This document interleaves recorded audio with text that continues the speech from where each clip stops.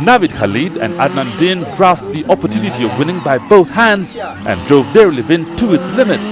But the constant pounding was too much, and the weakened suspension forced them to back off, and at the end could only claim 5th.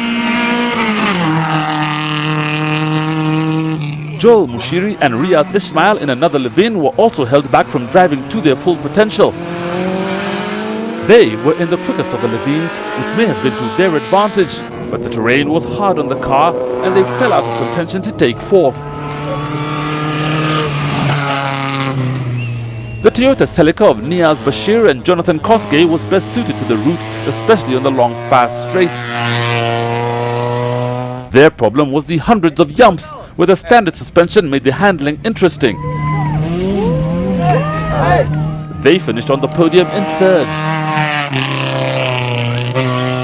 The suspension we have was just standard, so we kept on breaking the suspension, though we tried so much to drive, to be very careful on the road, but we kept on breaking the suspension plus the arms, so it was so stressful and pressure was so much on us. The battle for the honours came down to a head-to-head race between a hot VW Golf and a well-prepared Levin, the outcome going all the way to the end. Patrick Kibara, navigated by Nehrin Ismail, had inherited the lead at the end of leg 1 and held it to the penultimate stage. With only a 1-second cushion at the beginning of the last section, it was a flat-out race, but the Levin just didn't have the legs, losing by 7 seconds to finish 2nd. We made a few mistakes, which is normal in rallying, and but the position we've got is something we cannot, we would not have imagined. So, having had a persistent misfire throughout the first leg, Jagdeep Singh and Pinal Patel had just tried to stay in touch with the leaders. It was only when the problem was fixed that they began their attack and immediately set the 2nd quickest time on the closing 2 stages. It was only at the final control that they were declared the winners. The lead had changed 4 times during the rally, but what counted was that Jagdeep Singh and Pinal Patel held it at the most crucial point. When we went back to senior this morning, we looked at the results and we were 2nd, yeah. Then they sorted out the car this morning and it was all systems go. It's probably a dream come true.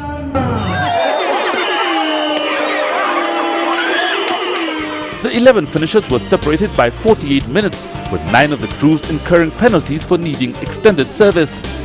Only the top 3 had been in the final race for the honours, with Adnan Suhail and James Karimi out of place in 7th and 9th. On the championship board, James Karimi had done enough to hold on to the lead, but the gap had reduced to 3 points. Joel Mushiri moves up from 5th to 3rd, and Adnan Suhail drops to 5th.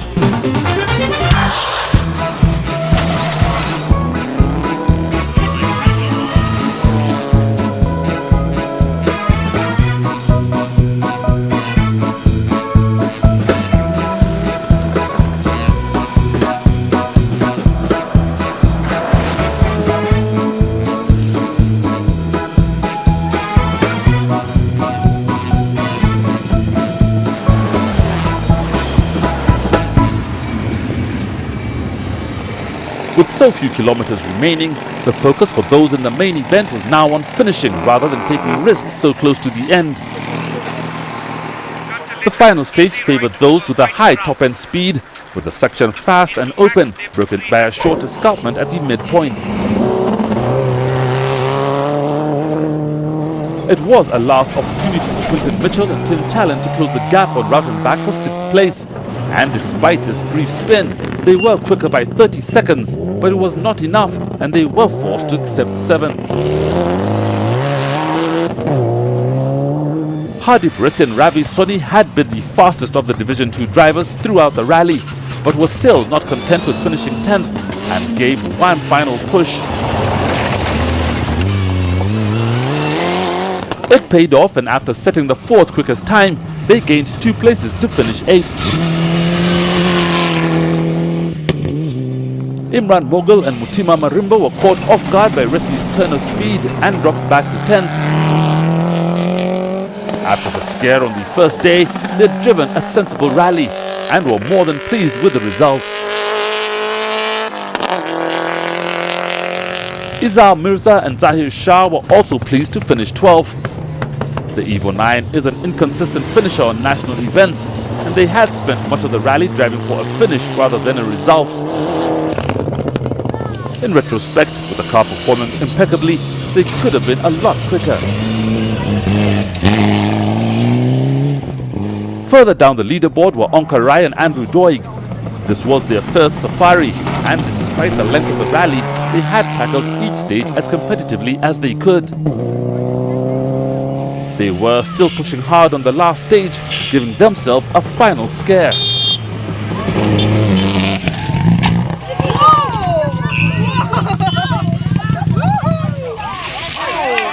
They were fortunate to only lose one place to finish 16th.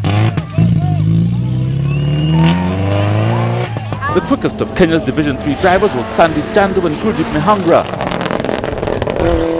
Following the previous event and to make sure Sandeep followed his every instruction, Gurdeep had come prepared. You know, last time he was saying that I was not a good navigator. So this time I brought my boxing gloves. They are sitting in the car. So if he says anything, he knows what he's going to get. The gloves were only additional weight as they never did make any errors and had a clean run to the end, finishing 17th, which earned them enough points to be almost uncatchable for the Division 3 trophy. Positions amongst the foreigners challenging for the ARC were set in stone, and over the closing stages did not change. Having lost what could have been their best career result, the rally was not long enough for Judah Ranu Rivello and Rila to recover the earlier time lost, but they proved how competitive they can be. They eventually finished 8th and 3rd in the ARC.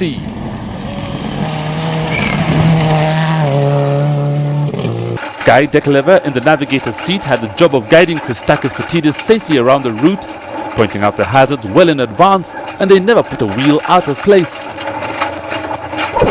They took 4th in the ARC after what had been a long but satisfying drive. After last year's disastrous outing, finishing 11th was rewarding. You can see the relief on Christakis' face when the event was finally over.